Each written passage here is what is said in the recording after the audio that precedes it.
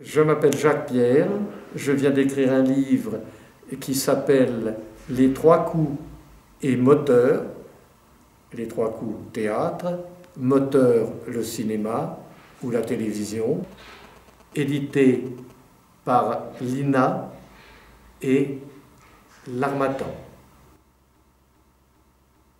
Dans le livre, je parle avec beaucoup de détails de ma carrière d'acteur, puis de metteur en scène, aussi bien au théâtre qu'au cinéma et à la télévision.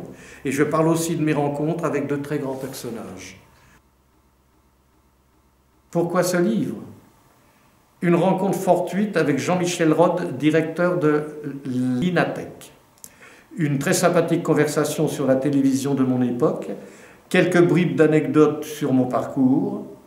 Puis Jean-Michel Rode m'a présenté Denis Maréchal, chargé de mission à la diffusion scientifique.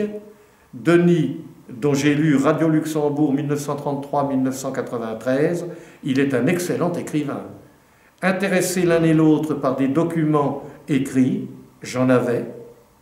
Ils m'ont alors proposé de témoigner, j'ai accepté et me suis replongé au fil des documents dans mon passé.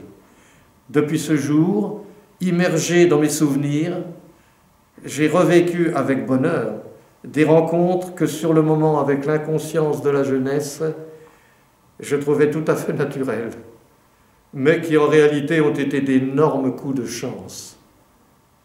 À travers tous ces documents, j'ai souhaité rendre hommage à mes maîtres de théâtre, nés pour certains à la fin du XIXe siècle et que j'ai eu parfois le privilège d'engager.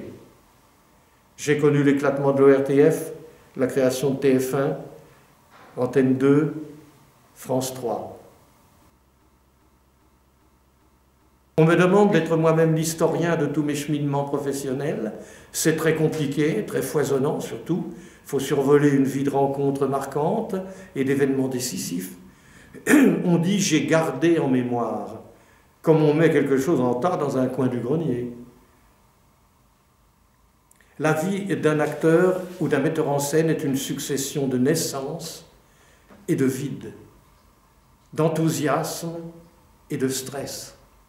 Il faut choisir, éviter la confusion, baliser l'histoire, l'adapter, surtout respecter le scénario. J'ai tenté de vivre en pensée les bribes d'un journal qu'en réalité je n'avais pas encore eu le temps d'écrire. Un historien fait un travail de recherche, c'est un écrivain donc un solitaire. Un metteur en scène est très entouré, très assisté même, et c'est surtout un homme très occupé. Enfin, l'historien, lui, est seul en tête-à-tête avec son sujet. Me voilà seul, en tête-à-tête avec mes notes. Il faut bien débuter, trouver le bon chemin qui mènera à la mémoire. J'ai eu une chance énorme. Un jour, j'étais au centre de la rue Blanche, par exemple. Il y avait un bistrot à côté, où quand on n'avait pas de cours, hop, on était tous ensemble là, avec Annie Girardot, avec Belmondo, avec tout le monde. Bon. Et puis, j'étais debout sur une table, il y a un gars qui rentre, il s'appelait Jean-Bernard Luc, vous ne l'avez pas connu. Il avait fait un triomphe avec Suzanne Flon, et puis donc, il m'appelle, il me dit « mais on vous cherche partout, partout, partout ». J'avais passé une audition il y avait un mois ou un mois et demi, et j'avais oublié de laisser mon adresse. Vous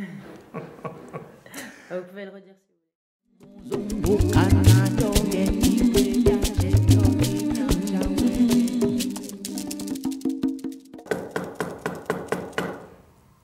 Après ces coups, le brouhaha dans la salle s'estompe petit à petit, la lumière de la salle s'éteint doucement, le silence s'installe.